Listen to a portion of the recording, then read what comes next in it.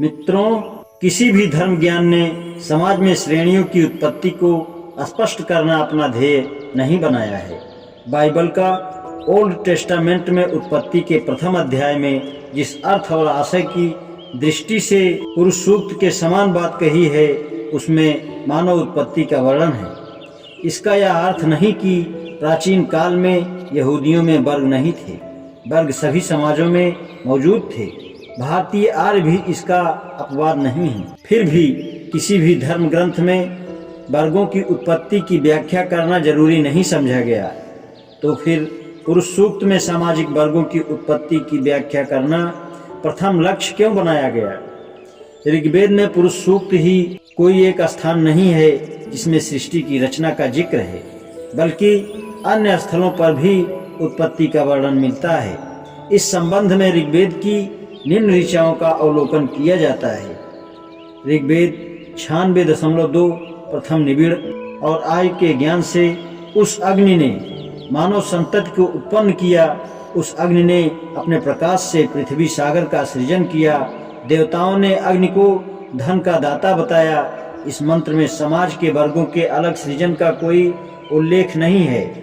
हालांकि यह निसंकोच कहा जा सकता है कि ऋग्वैदिक काल में ही भारतीय आर्य समुदाय का वर्गीकरण हो चुका था। तथापि ऋग्वेद का यह मंत्र वर्ग रचना की उपेक्षा कर मानव रचना की ही बात कहता है। फिर क्या कारण है कि पुरुष सूक्त ने मानव उत्पत्ति के अलावा वर्ग रचना के वर्णन को महत्व दिया है? पुरुष सूक्त ऋग्वेद का और तरीके से विरोध करता है। ऋग्वेद भारतीय आर्यों की उत्पत्ति के विषय में निष्पक्ष विचार प्रतिपादित करता है, जैसा कि निम्नलिखित मंत्रों में स्पष्ट है। ऋग्वेद 80 से 16 अर्थात पिता मनु और दध्यांश एकत्र होकर उन्होंने प्रार्थना की और मंत्र पढ़े तथा एक उत्सव संपन्न कर इंद्र की अर्चना की। दूसरा है 114 से 2, हे रुद्र पिता मनु ने यज्ञ से जो समृद्धि और शक्ति प्राप्त की, तेरे मार्गदर्शन में हम सब उसका उपभोग करेंगे। ऋग्वेद 33 से 13, हे मारुत, मैं पिता मनु द्वारा चयन किए गए आपके शुद्ध का फलदायी निदान जो अत्यंत शुभ है, लाभकारी है, उनकी तथा रुद्र के आशीर्वाद और पराक्रम की कामना करता हूँ। ऋग्वेद 52.1, प्राचीन मित्र रुद्र बलशाली देवताओं की शक्ति से संपन्न रहा है। पिता मनु ने उसके लिए देवों तक पहुँचने के माध्यम स्वरूप स्रोत तैयार किए हैं। ऋग्वेद 3.6, अग्नि देवताओं एवं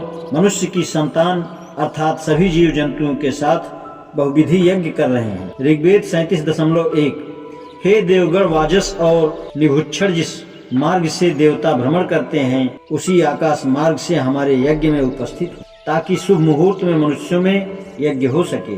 ऋग्वेद 14.2, मानुष यज्ञ में अग्नि की स्तुति कर रहे हैं। उपरोक्त पाठ से यह निस्संदेह सिद्ध होता है कि ऋग्वेद के मंत्रों के श्रेष्ठा ऋषियों ने मनु को भारतीय आर्यों का जनक बताया है। मनु को भारतीय आर्यों का जनक का यह सिद्धांत इतना रूढ़ हो चुका था कि ब्राह्मण ग्रंथों और पुराणों तक ने इसकी पुनरावृत्ति करना जरूरी समझा। ऐतरेय ब्राह्मण, विष्णु पुराण और मत्स्य पुराण में भी इसको प्रतिपादित किया गया है। यह सही है कि उन्होंने ब्राह्मण को मनु का जनक माना है, किंतु मनु के पिता होने के ऋग्वेद में उल्लिखित सिद्धांत को स्वीकार कर अस्थायित्व दे रखा है। पुरुष सूक्त में मनु का उल्लेख क्यों नहीं है?